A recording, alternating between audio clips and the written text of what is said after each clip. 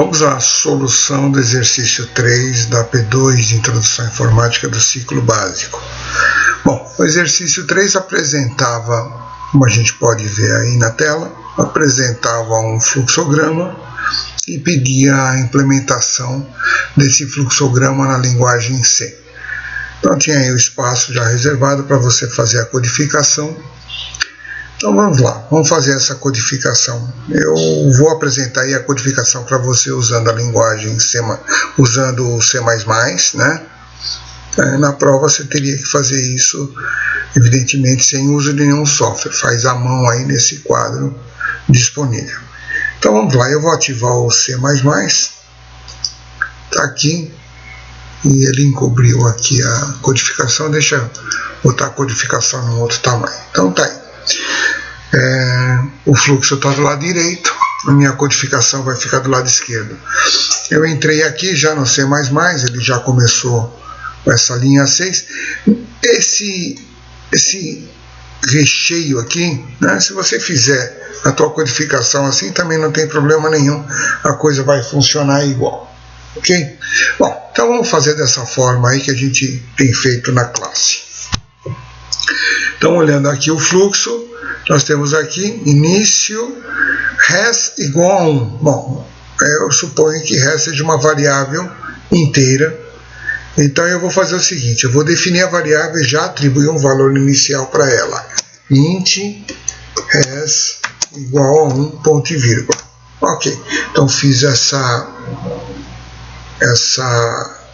esse comando aqui. Bom, aqui vem xy, é uma leitura, então eu vou ter que ler o valor de x e o valor de y. Sempre a gente costuma, antes de fazer uma leitura, mandar uma mensagem para o usuário para dizer o que ele tem que fazer, né? Então eu vou dar um printf, em seguida faço a leitura do x, um outro printf e faço a leitura do y. Então vamos lá, essa codificação, printf informe o valor de x. Então vamos lá, eu mostro isso e faço a leitura do x. Formato da leitura é um número inteiro. Eu vou ler o x, lembrando que na leitura tem que colocar o e comercial na frente. Ok. Então esse comando é parte daqui no fluxo que está leitura, né? Esse é o símbolo para leitura de x. Eu também tenho que ler y. Bom, eu vou aproveitar que eu estou usando o computador. Na prova você não tinha essa facilidade. Não errado aqui. Eu vou duplicar essas duas linhas, Ctrl C, e vamos aqui dar um Ctrl V. Ok. Então tá aí. Então vamos fazer agora a leitura do y. E vou ler aqui o y. Só para saber se as coisas estão indo bem, se eu não estou cometendo nenhum erro. Você não vai poder compilar, né? Ele deu algum erro aqui. Y foi declarado antes de ter sido usado. É verdade. Eu tenho que... Como eu vou ler o x e vou ler o y, antes de ler eu teria que ter definido essas duas variáveis. Eu vou definir a variável x e y. Aí sim, então, se eu quiser compilar, só para ver, então não deve aparecer mais nenhum erro. Tá ok? Ok. Então, agora vamos lá. Essa linha vermelha não está interferindo em nada por enquanto. Então vamos lá. Feita a leitura, eu entro com uma pergunta. Se o y é menor que 0, então é um if. If y é menor que 0, o que eu faço? Se ele é menor ou igual. Opa, faltou igual aqui, né? Se ele é menor ou igual a 0, o que eu faço? Eu mando uma mensagem, número inválido. Então, printf, número inválido. Observa aqui que eu não estou colocando acentuação, porque não vai funcionar mesmo na hora de mostrar na console. E encerro o programa. Ok. Ok, então está aqui. Se o y for menor ou igual a 0, manda uma mensagem, número inválido, e encerra o programa. Se ele não for, aqui na linha 17 eu poderia ter codificado um else desse if. Ou ele é ou ele não é. Mas eu não preciso codificar o else pelo seguinte: se ele for, o programa encerrou. Então não tem jeito de ele não fazer isso daqui e não entrar no outro bloco, que é o bloco para falso da pergunta. Eu não preciso do else, porque se ele for menor ou igual a 0, o programa já acabou. Então eu posso entrar direto aqui com essa outra pergunta. Agora, esta pergunta interessante.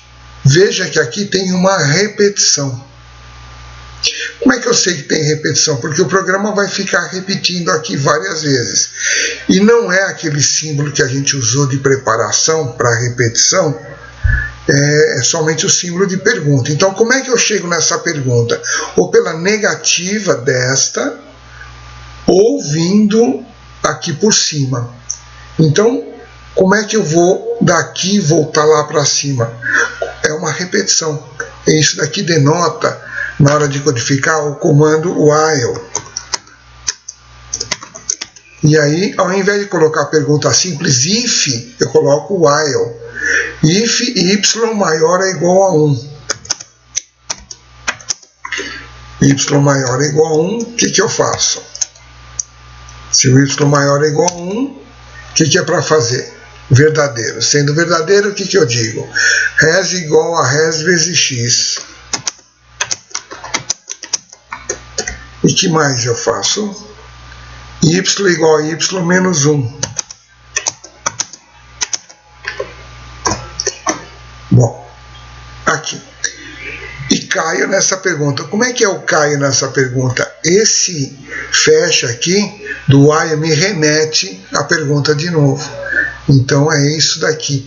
Aqui no fluxograma, isso parece um if simples. Mas na verdade, na hora de codificar, ele se transformou num while.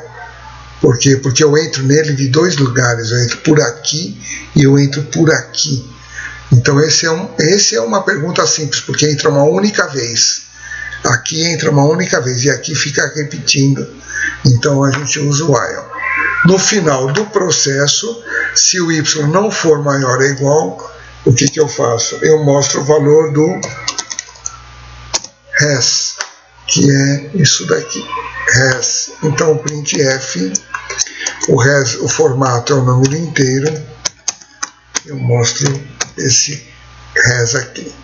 Bom, tá aí a codificação. Só para verificar o que é, vou compilar e executar. O valor de x, sei lá, vou colocar 3. Informe o valor de y, vou colocar 2. Ele não mostrou nada. Tem algum erro na minha codificação. Vamos ver. Aqui, porcentagem i, res. Acho que não chegou a fazer nenhuma vez. Vamos lá, mais uma vez. Só executar agora. Vou colocar 4 e 5. Continua não executando nada. Vamos ver, tem algum errinho aqui.